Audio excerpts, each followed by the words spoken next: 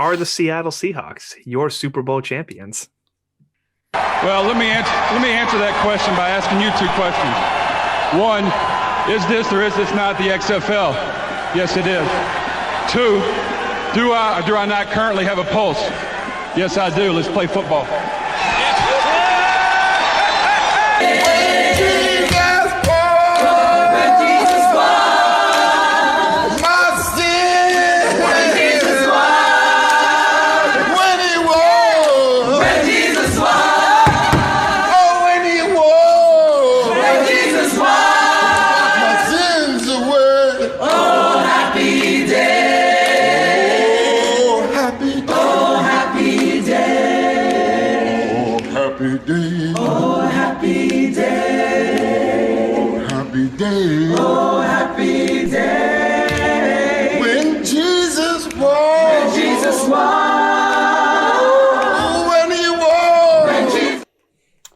Oh, happy day it is. Hello, folks. Welcome to the 323, a literal Sunday hangover. The first actual Sunday hangover on a Sunday that'll, I guess you'll be hearing on a Monday, but, you're hungover. So enjoy it with us. And we started right at midnight. Right at midnight. So, yeah, but we were in here before. So by legal standards, we met our quota.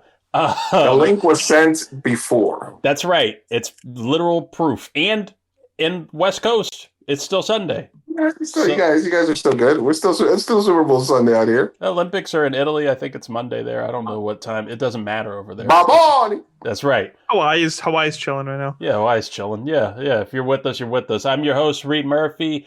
Joined tonight post Super Bowl by America.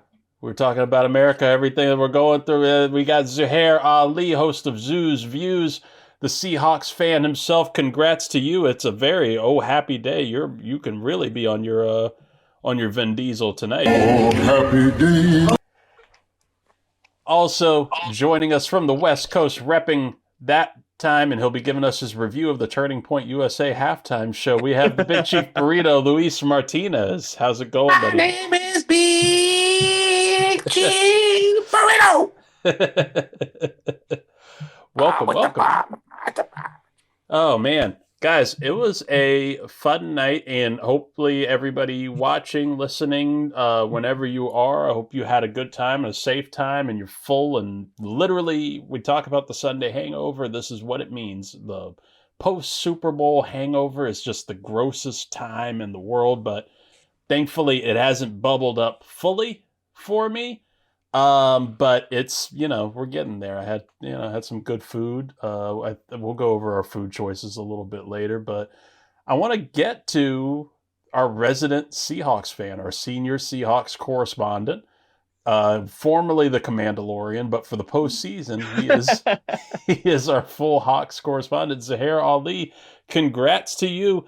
The Seattle Seahawks are your 2025-2026 Super Bowl 60 champions, beating the New England Patriots 29-13. Game did not feel as close as that, but also didn't feel like a blowout either. So I don't really know how to describe that game. But your feelings on it, Zoo, and take us through your night. I mean, we called it to a T. It was mostly a defensive game, lots of offensive struggles, needed a couple of explosive plays to go off, which Kenneth Walker, now game MVP, definitely provided.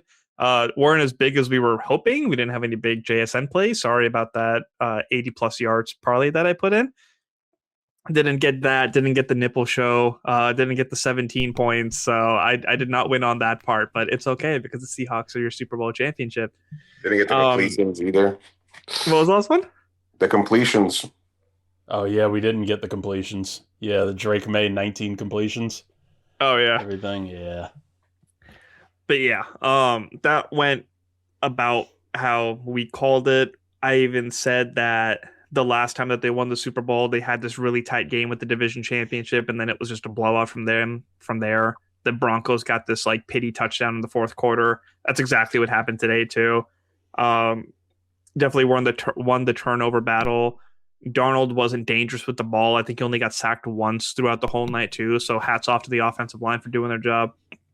Myers breaking the record for the amount of points accumulated by a kicker throughout the game. Fantastic. I mean, there was a couple of times where just like, man, they're just like being too soft, they're playing it too safe. But at the end of the day, it won them the game, and that's what matters. So they had an incredible season. They definitely deserve to be on the stage, and they showed why they were the best team in the NFL this time. Yeah. Shout out to my boy Craigers, who's the biggest Seahawks fan that I got and was on board with the Darnold train from the beginning. It's funny how you can dump a Hall of Fame coach and Geno Smith, replace coach and Sam Darnold, and all of a sudden you have a Super Bowl champion. K-Bone Walker, the kickers, fucking Darnold having just the right amount of magic and not being fucking scared. And can we talk about the fucking schedule aided counterfeit fucking Patriots, Drake Maye turning back into Drake Maybe. Oh man, it's so fun. Drake may or may not. Sit your non-Hall of Fame owner ass down and be mad for 3 hours, and on top of that, have to watch Baboni. It was, yeah, not a night for Boston. I can't imagine, I don't know Boston. I haven't been to Boston, but I can only assume things about Boston from what I've heard about Boston. They probably weren't crazy about the Bad Bunny halftime show, but that's just a reckless assumption. I don't know. A lot of Puerto Ricans and Dominicans in Hartford and in Boston. See, that's me judging a book by its cover. And I was wrong for it, but still, fuck Boston. So we continue on. One of my cousins is actually in school in Boston, repping Seattle stuff right now, so she's definitely hauling around, going "fuck Boston." That's a tough night. Yeah, that's a tough time. Not for her. She's having a great time. I agree with you with both of you just about what an awesome feeling this is for Seattle and for the Seahawks. Like, I completely doubted this team all year. I completely doubted them going into the postseason, just thinking this is going to be the same thing that we've seen teams like Sam Darnold with Minnesota beforehand, where, they're fun for the regular season. It'll fall apart, but my God, dude, what a team. Like, what a team. I'll give it to Mike Macdonald too, for how he coaches them up. That defense is just insane. And I was thinking the entire game, Jason Myers is probably going to be the Super Bowl MVP, just because that's the only points coming out of this game. It's the only thing going. But it wasn't for, lack of effort by Seattle. That defense was just insane. And the pass rush between just everybody of DeMarcus Lawrence, who I'm happy for, fuck Dallas. He said he couldn't win a Super Bowl in Dallas, immediately wins one in Seattle. That's circulating on Twitter right now, has me dying. Good for him. And Boye Mafe, my dude Riley Willis, who's just a monster. I'd never seen him before, but just freakish, arm length, like crazy, which also brought up a point, and I remember Scott bringing this up last year when we were doing our draft coverage we were talking about Will Campbell. And Will Campbell was supposed to be one of the top tackles in the draft last year, but the only thing that people kept bringing up, which I thought was silly, was arm length. And we saw it just straight up in this game. Both offensive lines were kind of getting bullied, at least in the first half. Seattle kind of got it a little bit under control in the second half. But New England's offensive line, and especially those two rookies on the left side, were just taking a beating from Seattle all night. And you could just see Will Campbell, as much of a stud of a tackle as he is, could not keep up physically with those dudes who were coming at him. And it looked like an arm thing. He was just getting pushed back and powered right through. So it's crazy to watch those things, those scouting things show up in big moments and big games like that. And it makes me a little bit concerned as a Commanders fan who's been really in on Reuben Bain Jr. from Miami, and they keep talking about his arm length.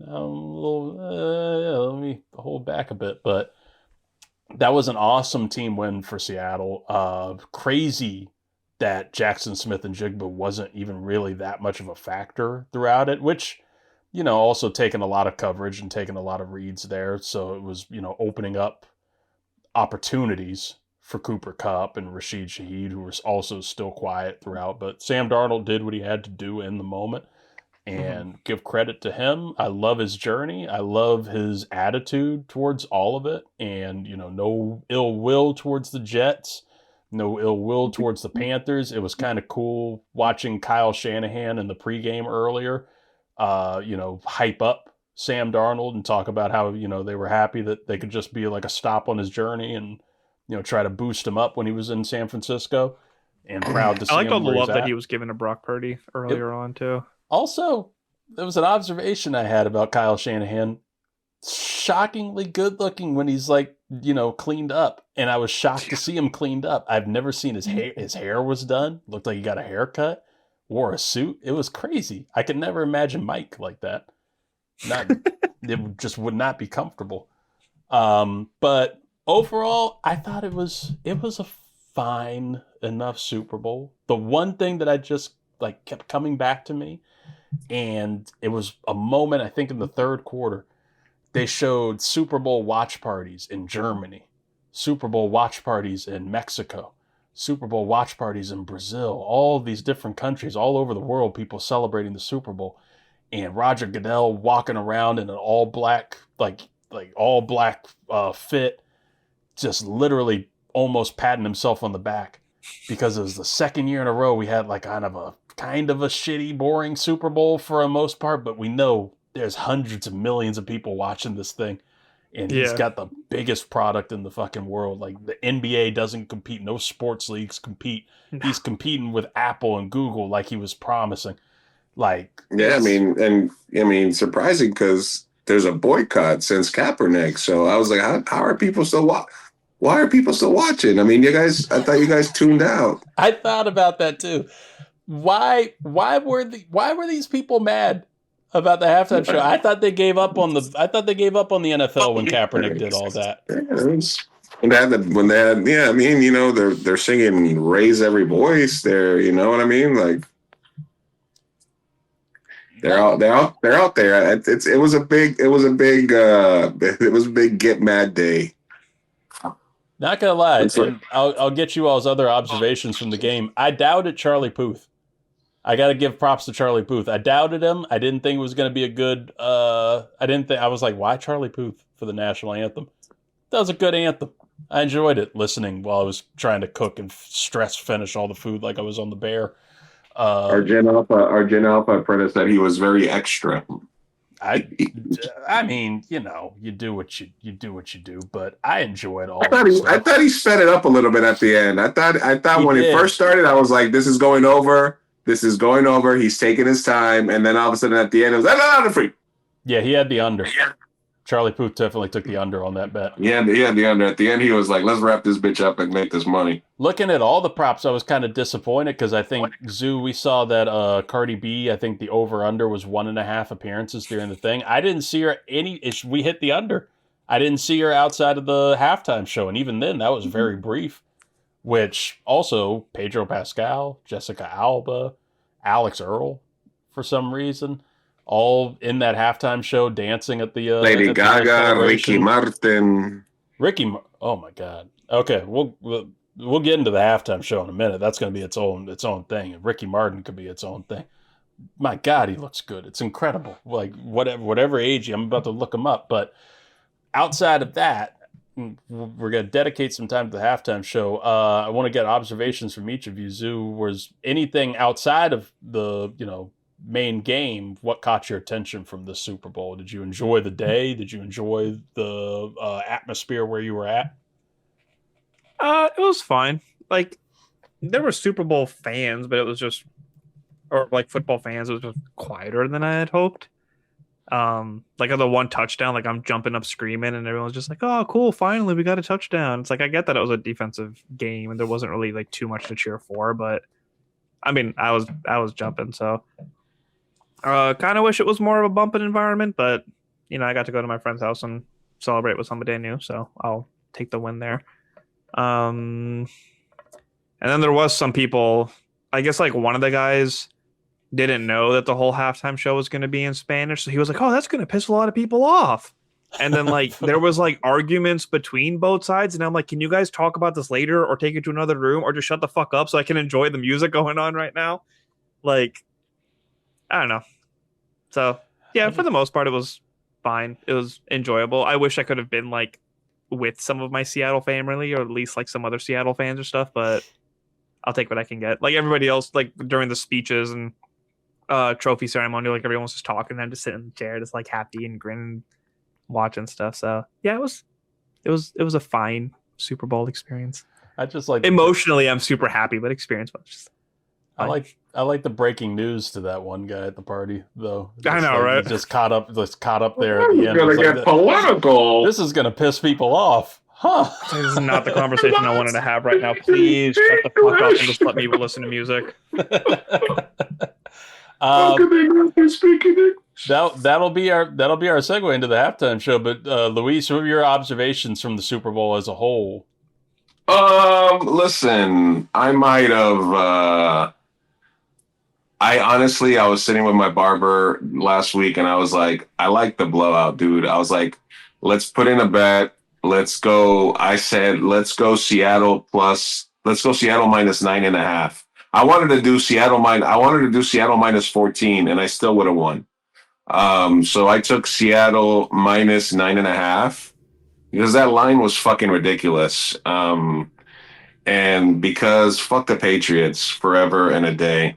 So that was the best part about me, that it was that the Patriots fucking just choked the fucking giant dick and didn't do shit. Felt good for Sam Darnold. We should have kept him and given him weapons. This is very, very clear.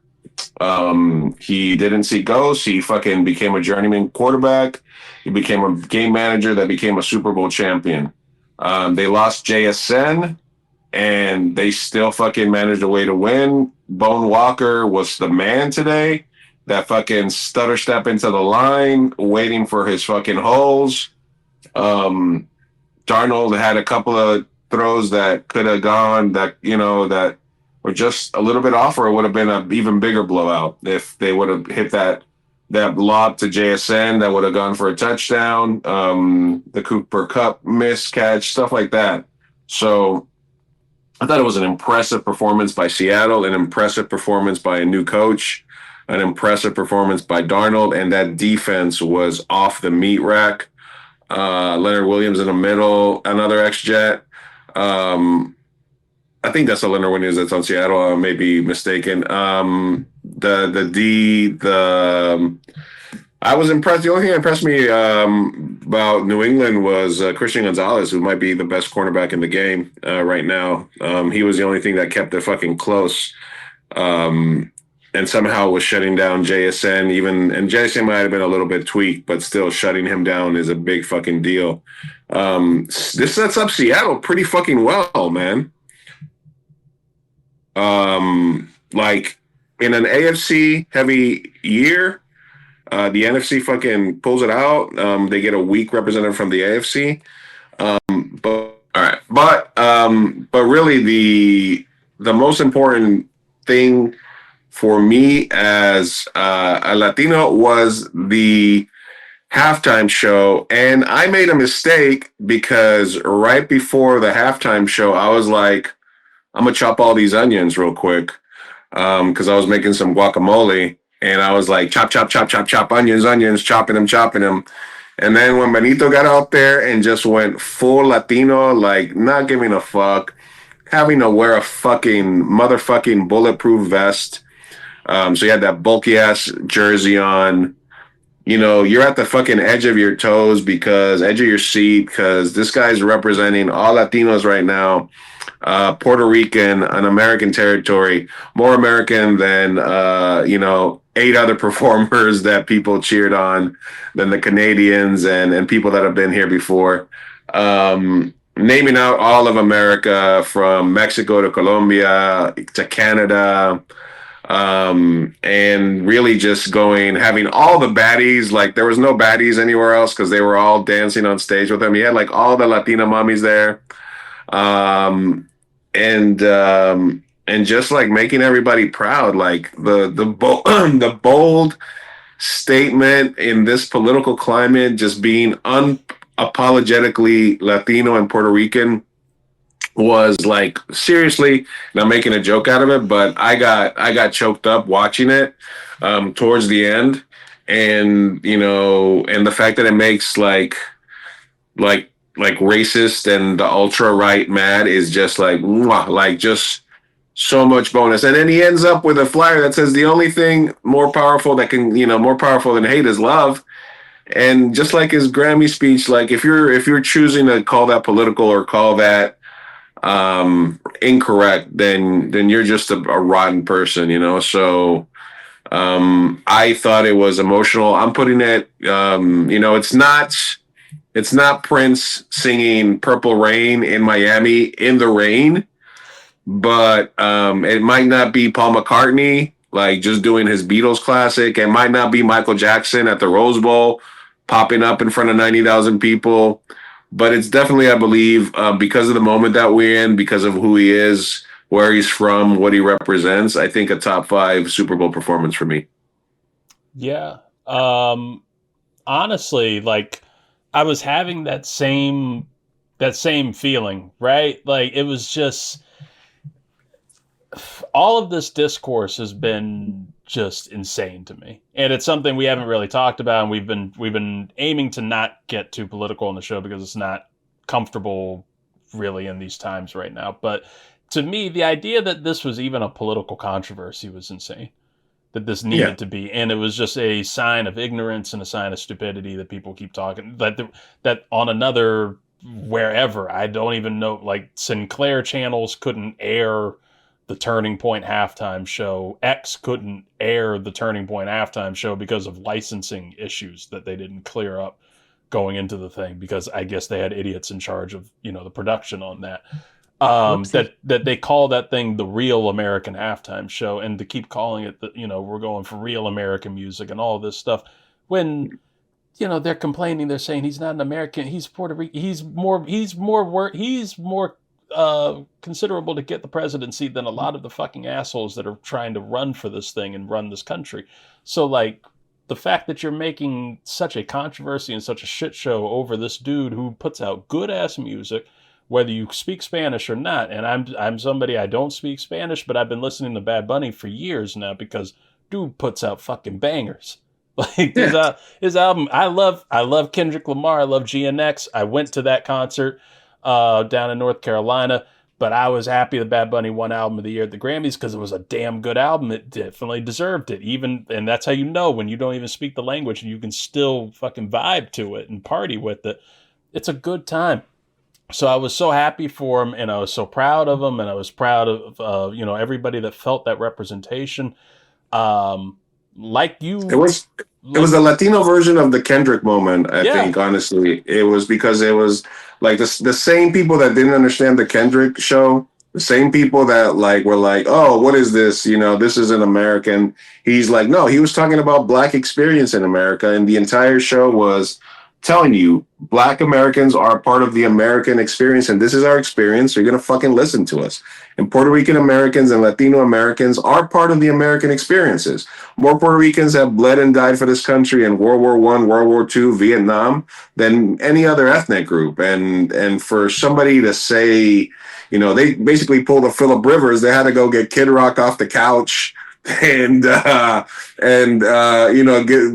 he's out there fucking lip singing a fucking song that he culturally appropriated. Nothing says American like culturally appropriated hip hop music that you turn into a country song. And so I don't want to cut you off, Reid, but I felt like that was the equivalent there. That it was like on par. Those two performances were unapologetically Black, unapologetically Latino, and in your face about the fact that we are here, we are part of the American experience, we are Americans, and we're not going to stand by and just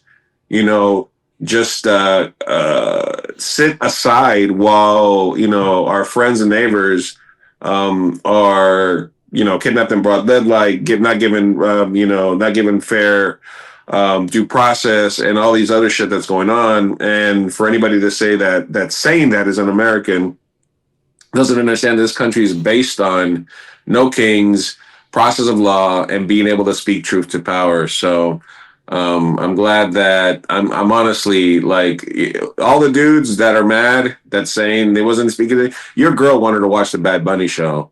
You know, your mom wanted to watch the Bad Bunny show. All that putting on the Turning Point USA halftime show is like a real life version of Scaring the Hose. Because nobody wants you to switch the channel and put on fucking old ass Kid Rock lip sing "Ba with the Ba" in this climate. So Baboni for the win.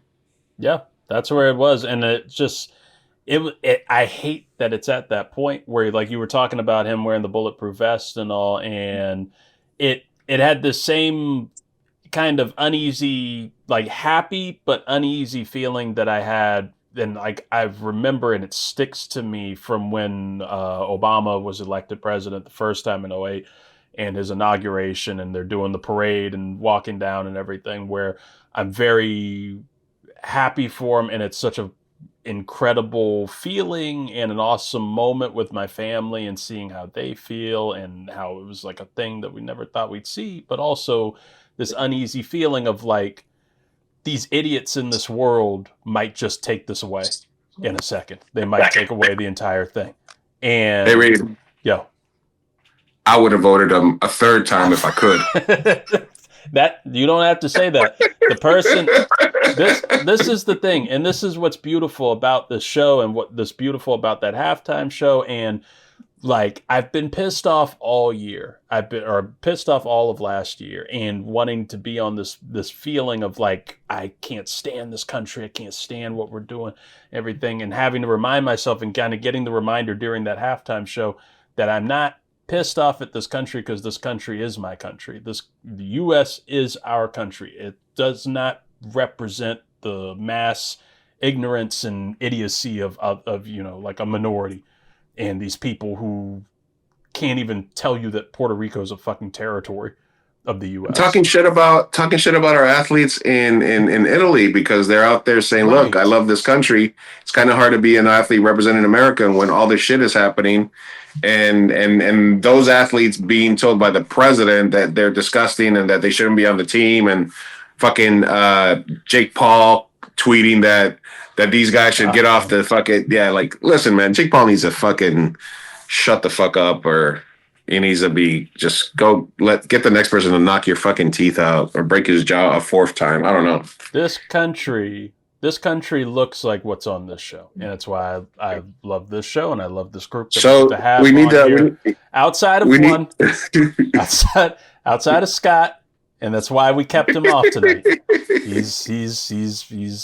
He's reporting. We need a Bollywood halftime show just to complete the circle next year. That's true. Like, Zoo, you had the Seahawks, but who like, what if we could follow this trend, because now I had Kendrick last year. Luis had Bad Bunny this year. Who do you get next year? I don't. Scott had the Kid Rock show today, so yeah, Scott had Kid Rock. Yeah. Yeah, I don't know. Like, Scott had Steely Dan a few years ago. I don't know. I don't know who has like that level of impression right now. What if what's this dude from like that has that? Wait a minute, that last song. What about that dude he's got the car inside the circle thing in the video? Who's that guy? I don't know. I think his name is like Hunan or something. It's like a real pop. It was like the song this last year on like TikTok and shit for Instagram reels. I know Zoran Mamdani used to be a rapper, so he would be a Ooh, that would get Zoran. That would be Zoran, dude. Ultimately, like, I would say I love the diversity of Cat's Eye. They'd be awesome to see on the stage next year. Yeah. Dude, it's just the representation. And the NFL, I think the NFL did a pretty good job of it this year. Kind of like a subtle middle finger to it all, of like a lot of representation between, Coco Jones doing Lift Every Voice and Sing, Brandy Carlisle kind of being a representation of the LGBTQ community, doing America the Beautiful, Charlie Puth for, the Charlie Puths of the country. And I'm bummed I didn't get to watch that because I actually really like Charlie Puth's voice. It was good. I'll catch it later. Yeah, it was a cool halftime. I was bummed I missed Green Day too. Green Day was fun. Green Day was very fun. They did a lot more songs than I was expecting them to. It was a good medley.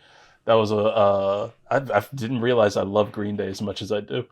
And them doing Time of Our Lives, that song. While having like a bunch of the former Super Bowl MVPs come out, and Jalen Hurts, get the fuck out of here, get that Eagles representation up out of here. When they brought up that same ad for the flag football, I was like, oh yeah, I totally forgot this was a thing. Yeah, and that's something that we'll get to at some point now that the Olympics are here, because now I've been like going back over. I'm like, who's making that team? Yeah, and is Jalen Hurts still on there, even though he's in the commercial? Also, apology, I'm spamming your text with like Super Bowl memes right now. Oh, you're fine. Do your thing. We'll get Luis back in a second, but how did you enjoy the halftime show? Because overall, I had a fun time. I was just partying. I was amazed that Ricky Martin's 54 and just like gorgeous looking. Like I didn't know who that was until you said it on this show. Do your thing, man. And Pedro Pascal was in there dancing, and I thought I saw him for a second, and I was like, I'm not gonna say. I'm like, I think I saw Pedro Pascal, because I was like, that's a little. Was that actually him? It popped up later. They were like, Pedro Pascal right here. I was like, oh shit, thank God. It was like early on, right? Yeah. I thought I saw him, and I was just like, I'm not gonna say that out loud, because what if I'm wrong? Yeah, exactly. That's what. Did you enjoy the musical elements of the Super Bowl today? Yeah, I enjoyed it. Like when Bad Bunny songs come on, I enjoy them, but I don't like actively listen to him, if that makes sense. Yeah.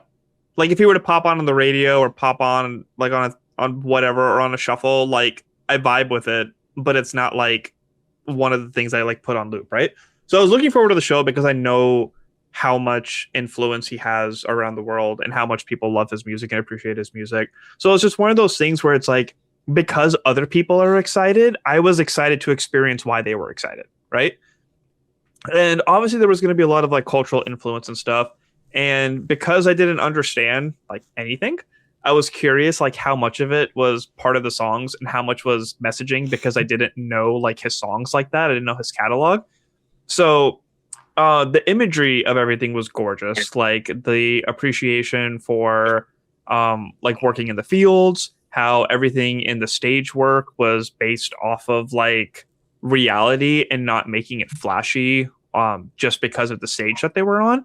So I did really like those symbolic elements to that. And there was an Instagram page. I'm sorry, I can't remember what it was to give to credit, that actually did a breakdown of like all the symbolism in there. So the whole time I was watching the show, all I could think about is I was excited for that to pop up so I could like really see just all the stuff that I could have missed while doing it. So I was vibing with the music for sure. And overall, like, it's not like I wasn't like blown away, like, oh my God, this is one of the coolest ones yet. But I really enjoyed the performance and the stage work and the music and everything that was out. And of course, the impact that it had to the community, as Luis elegantly shared. Yeah, it was just a beautifully done show, and a lot of elements I could see similarities to the live concert Bunny did. It was back a few months ago. He did his show they did it live on Prime from Puerto Rico, his last show that he was doing there. It was just an awesome time. They even brought the electric substation from down the street and put that in the show. The electric poles had significance. The sugar cane. You see McCaffrey just sprint out of there as soon as it comes up. The other thing is, the wedding was real because somebody had wanted him to perform at his wedding. Yeah, that was insane. The wedding was real. The little kid falling asleep during the party right there. That all that stuff was significant. The electric when he was poles, holding the trophy, I was like, "Don't drop it! Don't drop it! Don't drop Trophy. it! That's probably the real thing. Don't drop it." There was just like there's the breakdowns of Kendrick's how they were standing, what the each prop is. There's definitely a breakdown of how in your face this was. My favorite part was just when he was naming all the countries, though. Oh yeah, that was beautiful. Yeah, that was beautiful. That one had me like that one. Oh, because like when the flags came out, I was like, I wonder which flags these are. And then the fact that he actually went through every single one, I was like, that's fucking awesome. Yeah, he was on it. Yeah, it's gonna be very hard to top next year, and I like doing this every year. Your early pick right now for next year's halftime show. Who would you want to see, and who do you think it would be if you have to do a bold, way too early prediction? Shit, I'm gonna do Cat's Eye for both. Let's manifest it. Yeah, let's make that happen. I think they have to steer into. I think they're gonna go super white. So I would say like Sabrina Carpenter or like where is it next year? That's a great question, actually. It's not Vegas, I don't believe. It's going to be... Is it back in Florida? SoFi. It's going to be in SoFi in California, so it'll be in California again. Oh, another California. Shit. Fuck. SoFi again? Yeah. Oh, man. Yeah. They might go Sabrina Carpenter or they might go K-pop. I wouldn't be mad at a K-pop one. Now that I've finally seen K-pop Demon Hunters. And I like more songs from it outside of Golden. Shout out Free. Hell, Blackpink would be a sick one. They could just do a whole thing. I would love to. BTS is back together. They're out of the army. So, that would be a big one to line up. I do agree that I could see them going a super white route. They're trying to build Sabrina Carpenter up. They're trying to build that status up. She's with the Muppets. I wouldn't be mad at that. I wouldn't be mad at it. Harry Styles has a new album coming out. So I could see How did we not talk about Lady Gaga, by the way? Yeah, that was also... Yeah, shout out Gaga. Gaga was on it. I kind of hope they release... I love that song, too, so she nailed it. I hope they release like a remix of that now. Give me like a good salsa remix of that. I don't know who would take the Bruno part, though. Can you name Gaga doing the whole thing? Can you name one other person that was in the Kid Rock show? Unfortunately, I didn't see anything of it. Like, I don't care. I unfortunately can, because when I saw her name, I remembered Gabby Barrett. I was like, Gabby Barrett? Where do I know that name from? She was on American Idol a few years ago when it got revived on ABC, and I remember she came up as like a runner-up on there, but I was like, she's kind of an asshole from what I remembered on the show. And then seeing her as part of that, I was like, oh, okay. Yeah, that fits, I guess. Maybe Morgan Wallen. I'm thinking the only country person I know. I think he's too big for that. This streaker gained more yards than the Patriots offense. This is amazing. Do we like that they don't show the streakers? I understand why they don't show the streakers. You don't want to give them credit, but you're talking about it. Players actually chased him down, too. That's insane. It looked like he tore his ACL from the videos that I saw of how he got taken down. Like, it looked like he buckled before he went down on the ground from one angle that I saw. Yeah, because he was like trying to slide and like his right leg locked up. How are you going to be the streaker and you're going to slide? But I thought what you were going to ask is like an early, like, okay, I'm going to just off the top of my dome, Tom Petty for me is a top 5 Super Bowl performance when he did his. And I think that Prince and Michael Jackson are a top 2 for me. And I think that beyond them two, I'm not a huge Shakira fan. I wasn't a Beyonce, Rihanna, The Weeknd in recent ones. I'm definitely putting Bad Bunny in my top 5, along with Prince number 1, Michael Jackson number 2. And then I think some combination of what I said, Tom Petty and the Beatles guy. I think those are my favorite performances. Are there any guys? Are they beyond you guys? Is like maybe you put Kendrick and Beyonce in your top 5, Reid? I don't know in terms of like Super Bowl performances.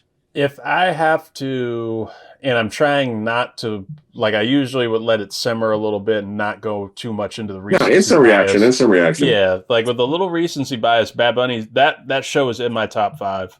Just even purely, I already love a lot of those songs, but just on the moment, you know, the technical direction too was just like, it was one of the most beautifully crafted and shot. I know you love the Weeknd one. I know you love that one. You were telling me about that one, how much you love that one. So I'm not crazy about that one. I could look like him, the Weeknd. Prince, the memes are great out of it. The show memes itself, great. Yeah. Prince, Kendrick, Rihanna, Shakira, Canadian, by the way. Bruno Mars. Okay. Yeah. I think my last one. Prince is number 1 for me. Purple Rain in the Rain is you can't fucking beat it. Linkin Park is the one I would want to see. It won't happen, but I would love it if they had like an in the end in the middle of it, but ended with Heavy as the Crown. Oh my god, I would lose my shit. That would be so much fun. Zach Brown, because they are very international right now. I go Prince number 1. Michael Jackson, I've watched that one quite a few times, and I can get stuck on just him commanding the audience when he first comes out. Just silence, no movement, nothing. Like, you're just gonna scream until I tell you to stop, and I perform. Just the Sharks from Katy Perry. The Sharks were great. That's Edge Coldplay was bad. You know what? The Coldplay, Bruno Mars, Beyonce one was kind of a fun one. Bruce Springsteen and the E Street Band I put up there because they weren't. Snoop and M and 50. That one was fine. That one was fun. Yeah, that was fun. Kendrick's is in the top 5 for me, just in terms of how I was feeling throughout that whole show. I was listening to that one on the drive home. Yeah. Weirdly, I don't see it a lot, but Justin Timberlake's from a few years back. I really enjoyed that medley, and I love the Prince. I'll forever love the titties. There wasn't titties in that one, unfortunately. Oh, that was a Janet Jackson. No titties in this one too. We didn't hit that bet. But no Bad Bunny titties. But the his medley of Until the End of Time and Prince. I can't remember the exact song at the moment, but that was really awesome and memorable. Those are all probably from my top 5 right there. I can't remember the Tom Petty one quite off the top of my head. Bruno Mars doing his solo show and bringing out the Red Hot Chili Peppers. That was a fun ass time. Yeah, there's a lot to pick. There's a lot to pick from. Top 5 worst. Maroon 5. That one stays in my memories for bad. That's kind of the one that like propelled them into like, hey, let's let Apple take over this thing. Like, let's let them and Jay-Z figure out who's going to be performing. I don't know if y'all are on. You guys are both Spotify, right? Yeah. So I really like what Apple Music does leading up to the Super Bowl. They have like playlists from the players that they use for like their Get Hype. And then they do like a road to the Super Bowl. So it's like, if you haven't heard of this, like, here's the songs you should be keeping up with. They have the music video come out like immediately. They do the set list right after. So it's like actually having a music company do it as opposed to Pepsi or whatever it was before. Like overall, the whole like the experience around it has been really cool since they took over as well. Did you all see or notice the NFL agent kind of panic and unpreparation? You know, usually they're preparing the players for, you know, whatever questions they're going to get. Like, hey, don't, you know, if they ask you anything political, like, you know, give something super PR friendly. They did not prepare them for the question of, hey, how do you feel about Bad Bunny as the halftime show? Oh my God! Yes, I saw that. It was like I can't name a single song. I don't know him like that. Yeah, they were like, it was one of the Seahawks players. He was like, yeah, grown ass man in his 30s saying, he was like, yeah, I wish it was NBA YoungBoy. Who the fuck? What are you, like, come on, man. All right, that would be a good one. I will say, I gotta. My phone's about to die, and I gotta take off. We're closing up the shop, but I will say that when the game started, one of my artists that's not a football fan was sitting here, and then the player introductions came on, and she was like, "Wait, is this a Key and Peele sketch?"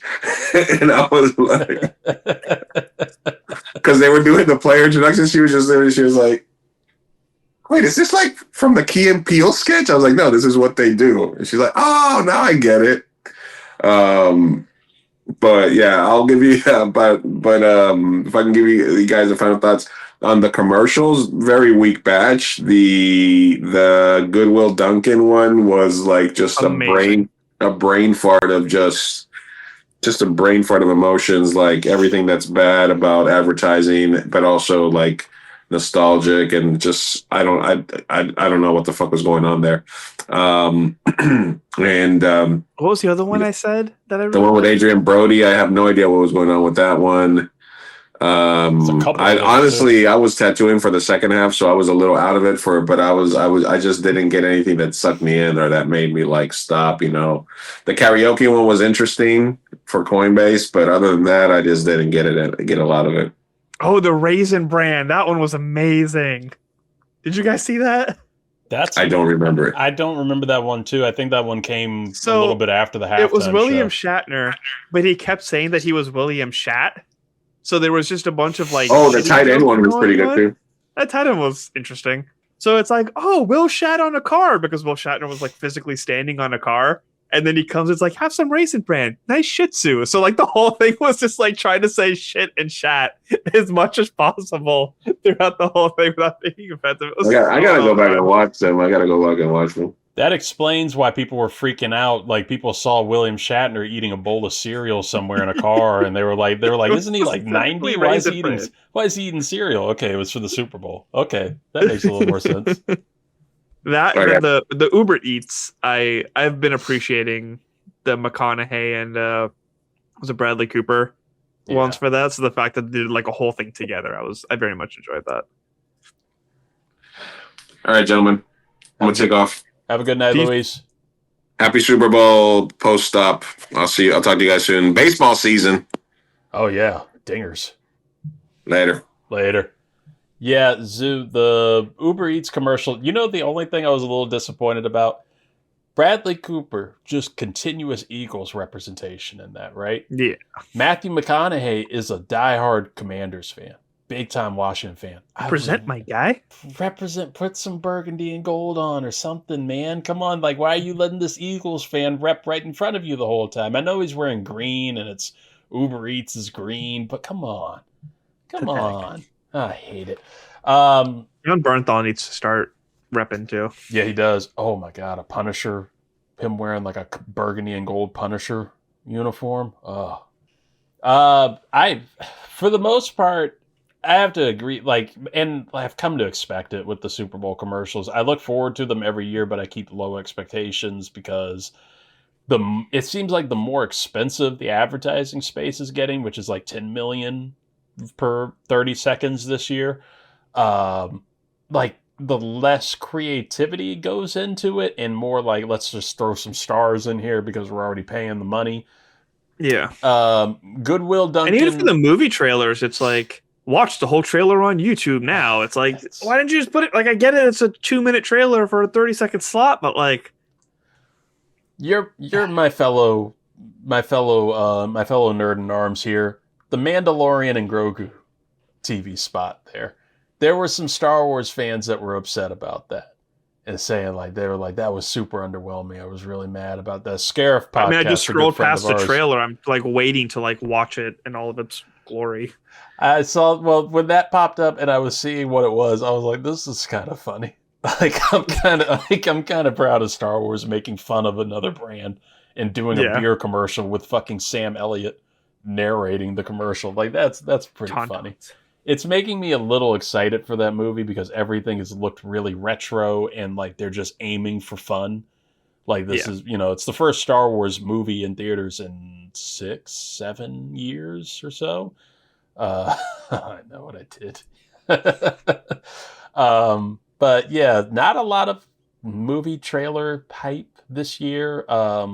It was kind of cool seeing Brad Pitt in The Adventures of Cliff Booth teased a little bit, and that's going to be the out of nowhere sequel to Once Upon a Time in Hollywood that Tarantino blessed David Fincher. That trailer was great. It was really cool, wasn't it? Because it was like now available for all audiences, the way they like wrote it in, Yeah. and then they kept like scribbling out like all the things they couldn't say or do. But then they never said the movie name and just had the Netflix logo come up at the end. I was like, wait, what the fuck is this? That's a flex. And then you're going to look it up. That's Yeah. flex viral marketing. Yeah. Yeah, that was clever. There wasn't really anything that stood out to me. The Jurassic Park commercial, I enjoyed, I think I saw that. but I noticed there was a lot, and it happened in the Dunkin' commercial too. The de-aging, it still doesn't look right. Like, it, for the most part, looked okay during the Dunkin' commercial until Jennifer Aniston popped up. When Joey Tribbiani popped up, I was like, whoa. Yeah. Whoa. That was unintentional. I'm glad it It hit. was good enough. Yeah, it worked. It got me. I guess I've seen it enough. Yeah, got Griffin.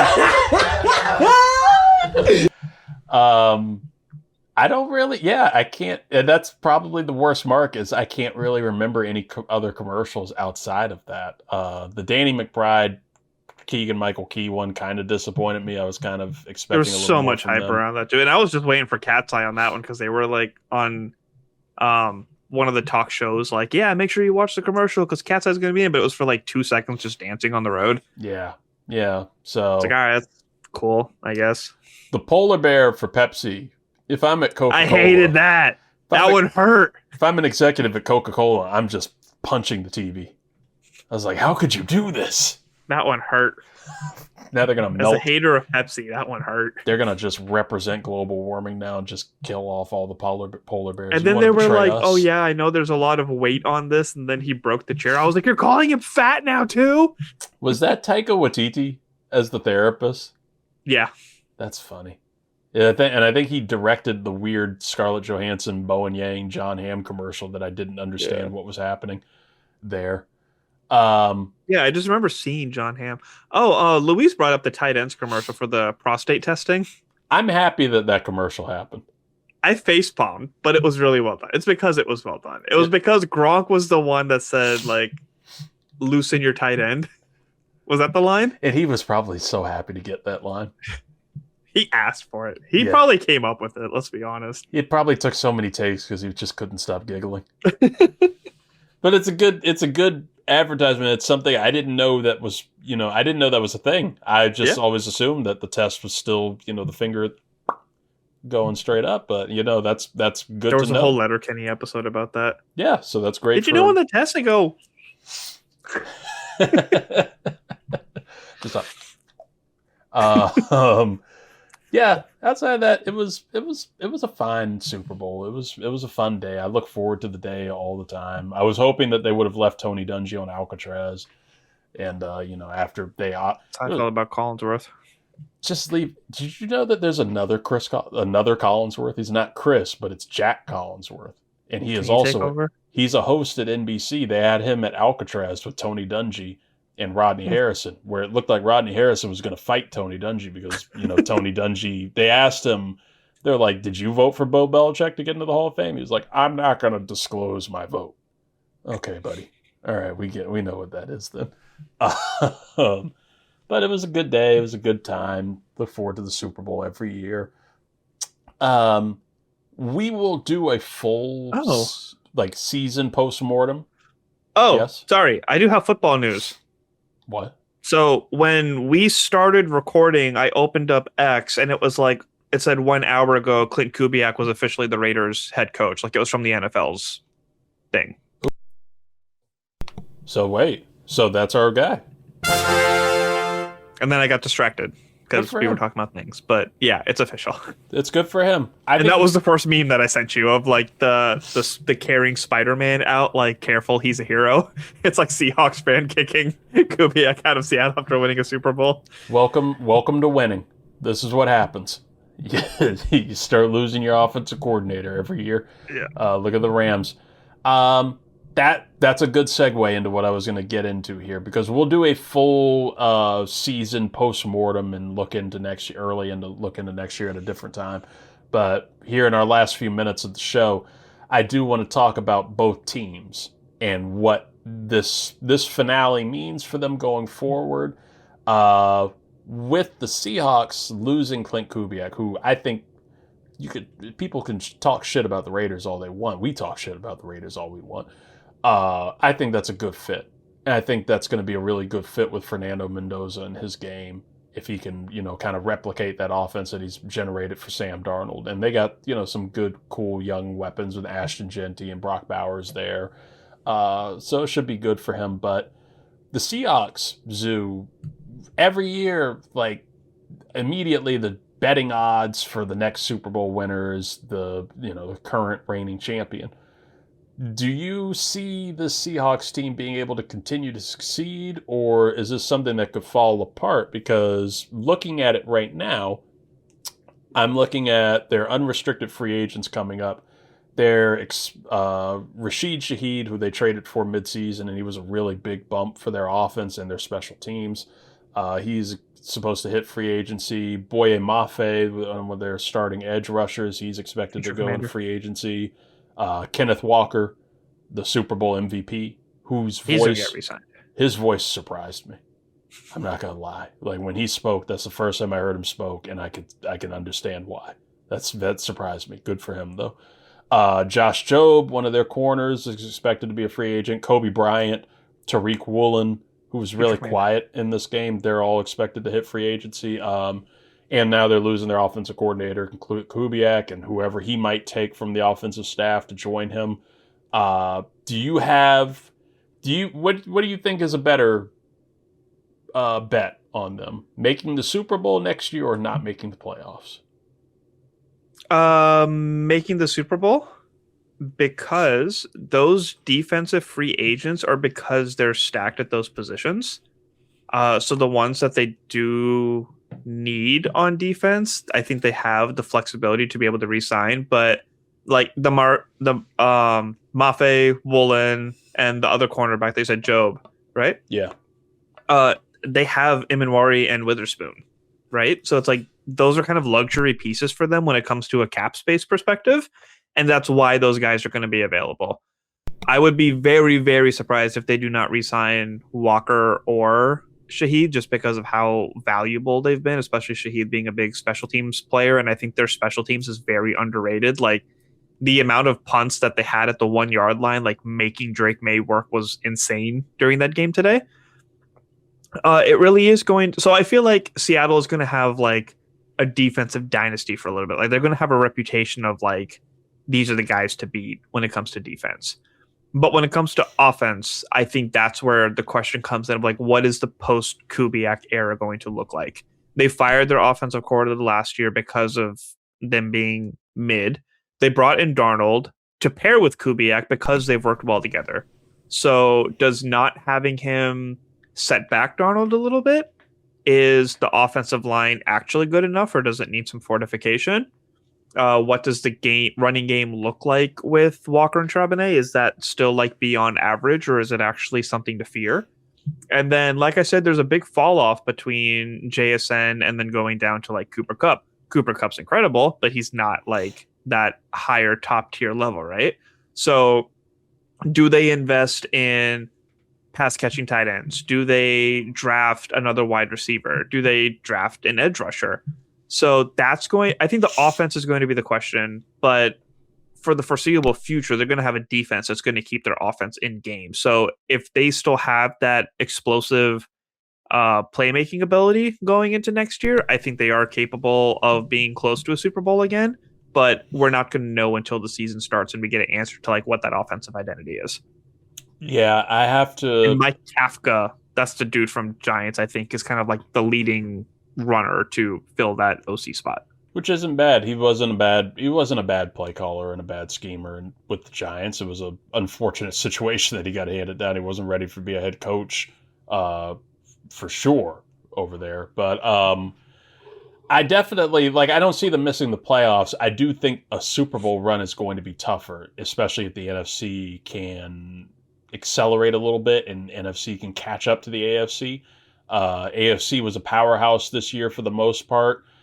NFC is dangerous, dude. NFC is getting dangerous for sure. Chicago is going to be a threat. They'll continue to be a threat and continue to grow. Will Philly get their shit together? Will Washington get their shit together? Could Dallas, make some improvements enough? They were looking dangerous at times. The Rams, we already know, are going to try and make one more run at this while they have Stafford in his window. And the 49ers are just a consistent threat, but, electricity might take them out. Yeah. Do the Lions get it back together? Right. The Lions, Packers, even the Vikings at that point. And, the NFC South is there. So, it exists, yes. I mean, Stefanski with those offensive Atlanta weapons, is that going to be a factor? That's honestly, I think that could be a factor. Will the Panthers continue to grow? They almost took out the Rams in the first round here. Kellen Moore had what's his face show, right? Shuck. Yeah, Shuck. Yeah, Shuck you. Yeah. Whatever. Whenever he started, I think it was as of week 10, they were leading the division in wins. Yeah. They have potential to develop at some point. Right. And John Harbaugh's with the Giants now. So really, I mean, there's hope for a lot of teams in here. And my concern with Seattle is age a little bit. I love their defense, but DeMarcus Lawrence, Leonard Williams, those are two dudes who are centerpieces of that D-line and that pass rush. They are getting a little older. Obviously, they don't look like they've lost a step. But, you never know what's going on season to season. Reek Woolen and Kobe Bryant are cool, but like you said, they have Emenwari and Witherspoon, who are both better. They will be the considerable threats. It's just about replacing that depth and replacing those pieces to help you on the sides there. And with offense, if you lose Rashid Shaheed, I do worry about Cooper Kupp getting older.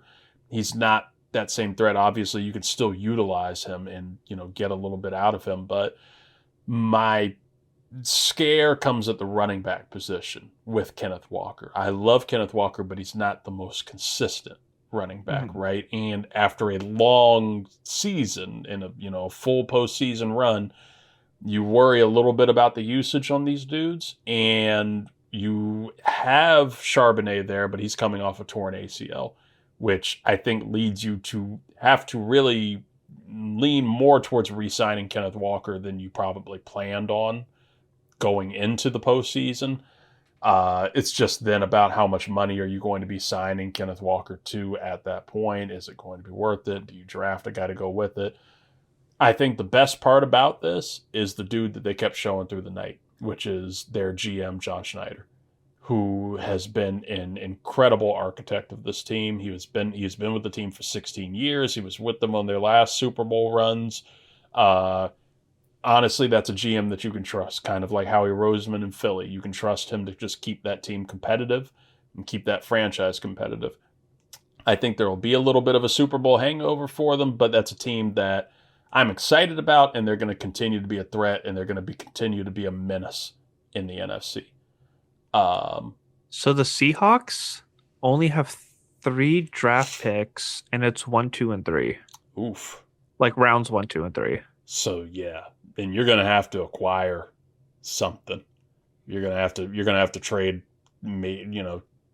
trade some little depth pieces to try and get some more picks, because I think that's going to be your best shot, is trying to build your depth through the draft this year. And there's some good sneaky players that you can pick up around the place. I mean, Nick Singleton is a really good running back from Penn State who's going to fall deep down the draft to probably round 6, round 7. That's somebody I could see in Seattle that fits their scheme really well. He got a foot injury, so that brought him down. But if you have Charbonnet and you have Ken Walker, you can afford to have a rookie running back behind them and waiting on. Yeah, they're definitely going to attract interest in the free agency too, of just people wanting to play with them. Absolutely, and play for that fan base. On the other side, the Patriots felt pretty rough for Drake Maye.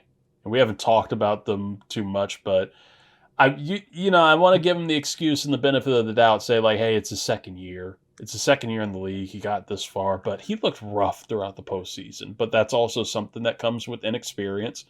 And then people bring up the point, Jalen Hurts, had a near perfect game his second starting year and, making it to a Super Bowl. So, you have these things here, but ultimately, I want to ask how you feel about New England's future, because I feel like it's relatively good. I love Mike Vrabel as their head coach.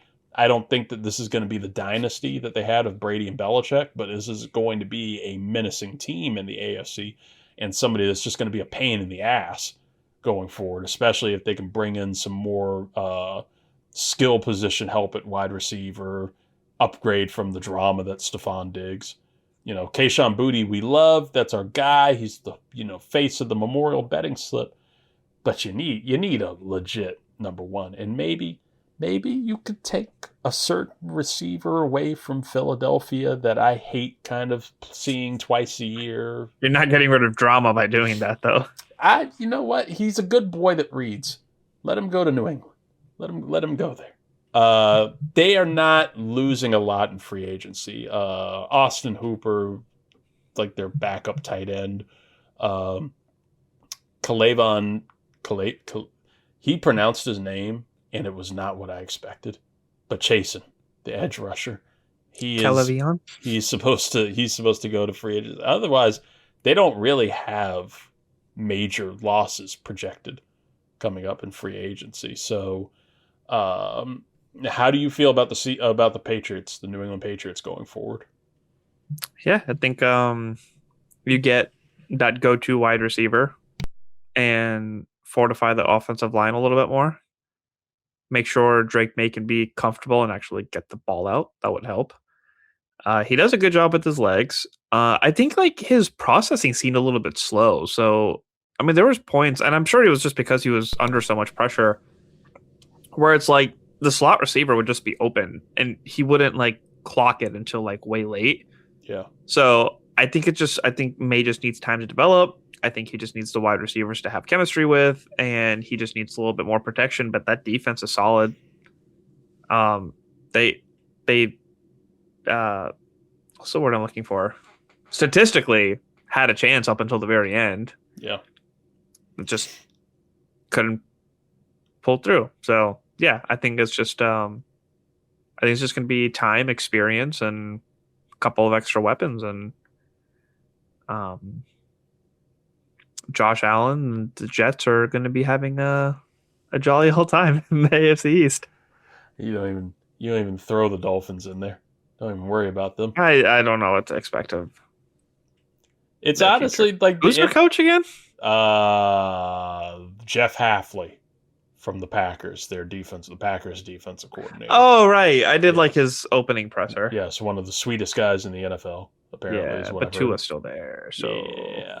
They've been talking about Tua, and they were saying the Dolphins and the Arizona Cardinals both want to get rid of their quarterbacks. Could they trade their number one for the other one's number one? God, that would suck to have to go right. Trade their number one for their number one, yeah, like just trade quarterbacks. Yeah, Tua wears the number one. Kyler wears the number one. Oh, the jersey numbers. Okay. Well, yeah, that too. It would be like the great value version of the Rams and the Lions swapping Jared Goff and Matt Stafford. Instead, you're just swapping mid. Yeah, because I don't think either of them deserve to trade players along with that or picks along with that. Yeah, let's just wipe our hands and call it a day. Hey, you take this guy, I'll take this guy. Okay, so funny. That would be great. Zuhair Ali, host of Zoo's Views. It's been a fun NFL season, a fun Super Bowl. I do have a final point. I do want to ask you any final thoughts, final views of Zoo going into NFLshop.com. If you have a giant ass banner that says order now to get before Super Bowl, fucking deliver it before the Super Bowl. Oh no. Not say I'm going to get it 2 days before. And the day I'm going to get it, be like, just kidding, you're getting it after. Fuck off, NFLshop.com. Do better. What did you we're sorry because of the inclement weather. It's in fucking Arizona. Did the whopping 60 degrees set you back? It did. Be surprised. Fuck you, UPS. And fuck you, NFLshop.com. Fuck you, NFLshop.com. But other than that, go Seahawks. And Fanatics. Fuck Fanatics. I heard about everything that was happening this week where people were just saying it was just off because they did not prepare for the Seahawks or Patriots to be good. or to be Super Bowl teams, so they just did not prep. They did not have good. What? They did not have good merch. They did not have good uniform. Like nothing was good at the shops at the Super Bowl. Like it was just Seahawks and Patriots fans complaining that they said they can't find shit for their team at these Super Bowl shops down in San Francisco. I don't know if it was a good time there, and hopefully it'll be better in LA next year. But it didn't. Dude, you got to see that stadium. I really want to go. Maybe that's an experience. Maybe the NFL can, avenge what has happened to you, trying to get your merch ahead of time by, bringing us to the Super Bowl. We'll pay our way. I had my trusty beanie. You do have your trusty beanie. You are my trusty beanie. Did you know it was $400 for parking around the Super Bowl today? I'm good on going, actually. I just thought about that. Spot Hero. That's what I used last time. Not for a Super Bowl, obviously, but for a SoFi game. Spot Hero works out in Anaheim or wherever the fuck it is. Parking spots were like $400, and it was like $200 for an Uber. To if you're going like 10 miles. That just sounds normal. I guess it could be. Who knows? But also next year, Super Bowl, Valentine's Day, coming on the same day. So that's going to be an interesting time. It's going to be an interesting weekend. And I think it's going to be the first one that ABC and Disney get. So we get to have a nice date with Troy Aikman and Joe Buck. Threesome. I don't hate it more than Collinsworth. Oh, Collinsworth. 5 of his 6 Super Bowls with the Patriots. Oh, buddy, I have had a day. My tummy is ready for the hangover. It's 1:10 a.m. people, Monday morning. 1:10 a.m. here. We're here for you in the morning on Monday. It's a legit Sunday hangover. Again, follow the 323 Network on YouTube. We will have a full NFL season hangover. Eventually, we're going to be talking about everything that we have thought about the season and pretty much a very early view into next season. And speaking of views, you can check out Zoo's Views on YouTube, Apple, Spotify, wherever you get podcasts. You get to Zoo's Views. That's hosted by that guy right there, Zuhair Ali. Thank you for being here, buddy. Yeah. Again, follow me at 323 Reid, at 323 REID on all social media. We will be giving you updates on AwesomeCon at the Walter E. Washington Convention Center in Washington, D.C., March 13th through 15th. Be there, be square, and come watch some, 323 Family Feud. It's a fun time, a good time. You can win something. You could win a giant set of balls that we put under your chair. Scott always hides that. You'll find it. Oh, yeah. Yeah. In the meantime, folks, enjoy your week. Work off those wings. Work off that buffalo chicken dip and everything. All much pizza this weekend. So much food. So much food. Stay safe, folks. We'll talk to you later. Go Hawks! Go Bow Bunny.